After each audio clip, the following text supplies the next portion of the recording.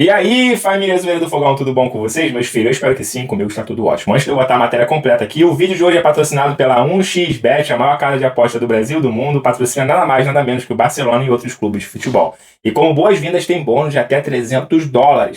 Se você usar o cupom Zoeira1x, você dobra o valor da sua primeira aposta. Hoje, por exemplo, tem Campeonato Brasileiro Série A, Série B, tem Eurocopa. Hoje tem jogos aí entre Grêmio e Fluminense, São Paulo e Bahia. Tem aí Paysandu e Operário pela Série B. Tem aí a Espanha jogando também pela Eurocopa. Então não perca tempo e vai na 1xBet. Lembrando que lá não é só futebol não. Tem cassino para você se divertir, tem basquete, tem outras modalidades também para você na 1xBet. E outra, eu vou deixar o link fixado aqui no primeiro comentário. Você entra lá no link que o Zoeira vai deixar aqui para você, que é confiável. Então você não perca tempo e vai lá na 1xBet. Tá? Agora sim, vamos lá para o vídeo de hoje. Em São Januário, outro 1-1 de dois opostos na tabela. A gente está aqui com a classificação. O Botafogo perdeu a chance de dormir na liderança. Está em segundo colocado com a mesma pontuação de Flamengo e Bahia. E o Vasco pode terminar a rodada na zona de rebaixamento. Um ponto a ser comemorado. Um ponto muito importante para seguir crescendo. Ou, no mínimo, aceito. Mais um ponto somado, fora de casa. E isso já só por si pode fazer com que nem tudo seja mau. As circunstâncias do ponto somado por Vasco e Botafogo é que mudam. Então, curto prazo, a gente está conseguindo pontuar porque a gente tá fazendo por merecer. É difícil, principalmente por ser nos últimos minutos a gente sofreu o gol. O clássico carioca em São Januário teve um primeiro tempo com pouquíssimas chances dos dois lados. Um jogo muito pegado. Tão pegado que virou motivo de reclamação. Hugo Moura deu a centrada forte em Tietê. O árbitro não deu falta, nem cartão para o jogador vascaíno. Ele chuta a bola, faz parte do movimento, os dois vêm pra dividida, é como eu falei, e aí tem uma leve torcida, mas pelos dois vêm pra jogada. Tá tudo certo, tudo correto. Como os dois vêm pra disputa e ele não atinge o jogador, ele faz parte do movimento de chute. O VAR tem que intervir. Isto é criticar, sim. E ficar insatisfeito com aquilo que é momentos do jogo que condicionam, que alteram. Uma entrada violentíssima hoje na primeira parte sobre o Xexé. Obrigou-me a tirar o jogador de campo, na segunda parte não conseguia. Tenho uma ferida aberta, não sei quando é que eu vou ter novamente para jogar. Do lado vascaíno, quem se machucou foi o jovem Estrela, sozinho. Sentiu o joelho e saiu com pouco mais de 10 minutos de jogo. Payet entrou e virou o capítulo importante do jogo, pelo que fez em campo. Payet é sempre um jogador, a gente sempre vai falar que é um jogador muito diferente, né? Tecnicamente, a inteligência de jogo, estava muito bem. E fora dele também. Foi substituído no início do segundo tempo e não gostou. Saiu chutando tudo ali o Payet. E a gente tirou para não correr nenhum risco. Tecnicamente, taticamente, o Payet desequilibra. E a gente fica feliz pela insatisfação dele, porque ele é muito competitivo. E ele quer jogar, e ele sabe que ele pode fazer a diferença. Então a gente tem que controlar um pouco essa ansiedade dele. No Botafogo, outro que estava voltando de lesão só entrou no segundo tempo, Júnior Santos. Com poucos segundos em campo, ele fez ótima jogada e Cuiabano só não abriu o placar porque Léo Jardim estava lá. Defesaça do goleiro do Vasco! O goleiro vascaíno também estava bem colocado quando Bastos cabeceou, mas acabou falhando. Botafogo 1-0. É gol do glorioso Bastos! O Vasco partiu para tentar o empate por cima, sempre nos cruzamentos de Lucas Piton para o artilheiro Verratti.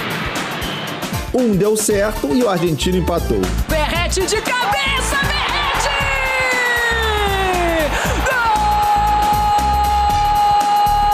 Gol do Vasco! Somente depois dos jogos deste domingo e segunda-feira, Vasco e Botafogo terão a noção exata do que representou esse 1-1. Se para o Botafogo a liderança não é mais uma possibilidade nessa rodada, o mesmo não se pode dizer da zona do rebaixamento para o Vasco. É que se Atlético Goianiense ou Corinthians conseguir uma vitória na rodada, o Vasco entra no grupo dos 4 últimos. E o Payet, que saiu daquele jeito do jogo, foi, como de costume, agradecer aos torcedores no fim da partida. O Botafogo, hoje vice-líder, pode até cair para quarto, dependendo dos outros resultados, mas segue na briga lá em cima na tabela. E anda com mais motivos que o rival para comemorar. Bom, família Zoeira tá aí, né? Botafogo novamente deixou escapar aquela chance de terminar uma rodada na liderança. É a segunda rodada consecutiva aí que o Botafogo poderia terminar na liderança e deixou escapar. Perdeu para o Criciúma de 2-1, onde o Botafogo poderia dormir na liderança. E ontem, novamente, o Botafogo abriu o placar, mas chamou o Vasco lá para dentro da sua área, onde tomou um gol. O Vasco, um time horroroso, com todo o respeito ao Vasco. O Criciúma até melhor do que o Vasco. O Criciúma ganhou o Vasco em São Januário, de goleada, 4-0, se não me engano. E o Botafogo, mais uma vez, parece que está com medo de assumir a liderança do Campeonato Brasileiro. Deixou escapar novamente a liderança. Poderia que o Flamengo poderia perder, o Bahia poderia perder, o Palmeiras perder. E o Botafogo poderia voltar a ser líder, né? Mas deixou escapar 2 pontos importantíssimos em São Januário. O Vasco completamente sem técnico, sem esquema tático, sem nada. O Vasco morto, lutando para sair da zona de rebaixamento. É um time que não agride ninguém, que não assusta ninguém. Flamengo ganhou o Vasco, Palmeiras ganhou o Vasco, Bahia ganhou o Vasco, o Botafogo foi lá e empatou com o Vasco. Estava 1-0, fez o gol com o Vasco. Terceiro gol. Meu filho tá me chamando, meu filho me chamando na porta. Vai. Tá com um aninho, fez um aninho.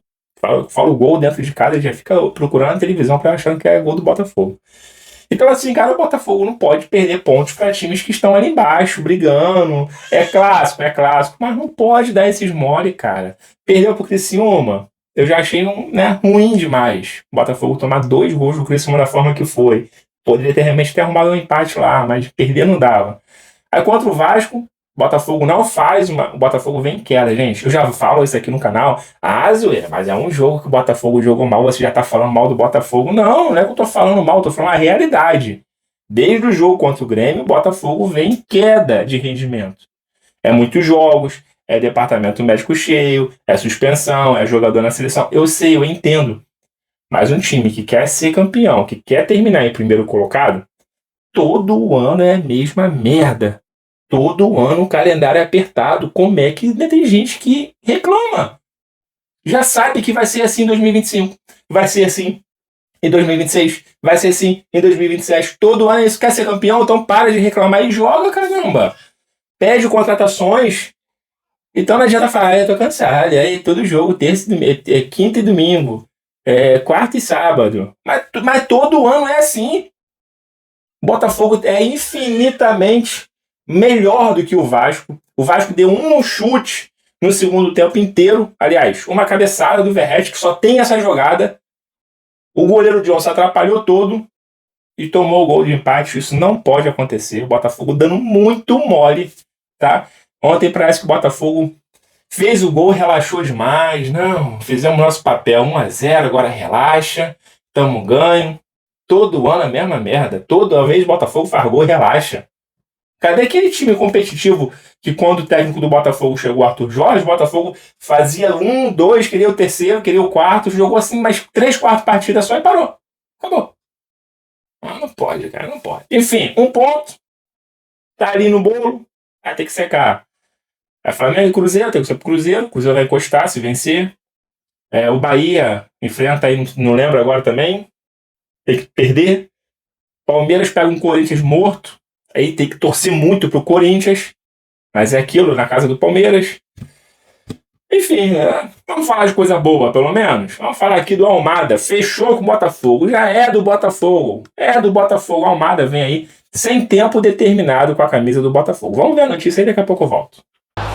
Bora falar agora sobre o Botafogo. Além do empate contra o Vasco, a melhor notícia do final de semana veio do exterior. Botafogo e Atlanta United, enfim, chegaram a um acordo para a operação de venda de Thiago Almada. Meio atacante argentino, 23 anos de idade, esteve com a seleção argentina no título da Copa do Mundo do Catar.